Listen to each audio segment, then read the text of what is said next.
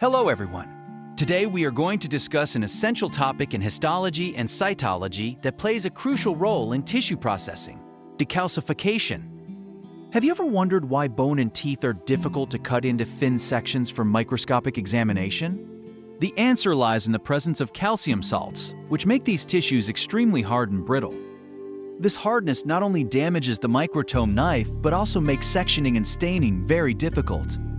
Therefore, to study such tissues under the microscope, we must first remove calcium salts through decalcification. Decalcification makes tissues soft enough to be trimmed, embedded, and sectioned for clear microscopic analysis. Decalcification is the process of removing calcium salts from tissues so that they become soft enough for sectioning. The goal is to preserve cellular detail while eliminating mineral content that interferes with microtomy. Understanding decalcification helps you choose the correct agent and avoid artifacts that can obscure diagnosis. Next, we will examine the main categories of decalcifying agents and how each works at the molecular level. Acid decalcifiers dissolve calcium salts chemically and act faster but can damage tissue proteins if overexposed. Common acids include formic, nitric, and hydrochloric acid, each with different speed and preservation trade-offs. Chelating agents like EDTA remove calcium by binding ions gently, preserving fine cellular and antigenic detail. EDTA is slower but preferred for immunohistochemistry and delicate samples where morphology must be preserved. Some protocols use combined or buffered solutions to balance speed and preservation for routine workflows. Factors like temperature, agitation, and solution volume influence decalcification rate and must be controlled carefully. Begin with fixation to stabilize tissue proteins, typically using buffered formalin before decalcification begins.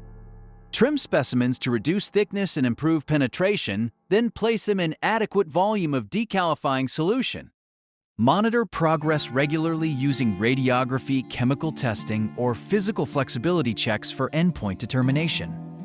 Rinse thoroughly after decalcification to remove residual agents before dehydration and paraffin embedding. Embed, section, and stain following standard histology workflows, adjusting microtome settings for softer tissue consistency.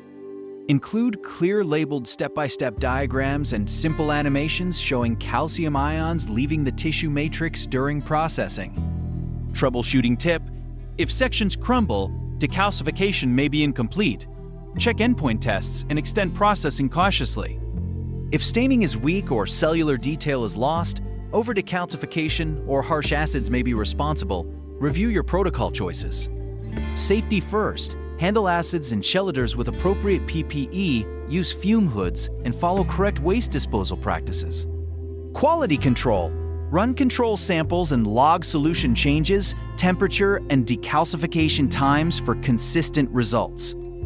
After processing, evaluate sections under the microscope for cellular detail, staining quality, and absence of decalcification artifacts. Recap: decalcification enables microtomy of mineralized tissues by removing calcium while aiming to preserve morphology and diagnostic detail. Thank you for watching.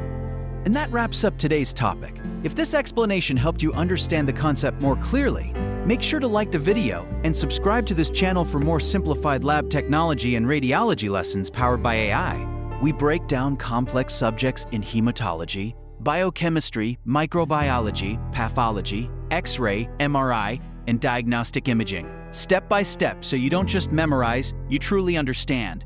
If you have any questions or want a specific topic covered, drop it in the comments below. Until the next video, keep learning smart, keep thinking critically, and keep mastering diagnostics.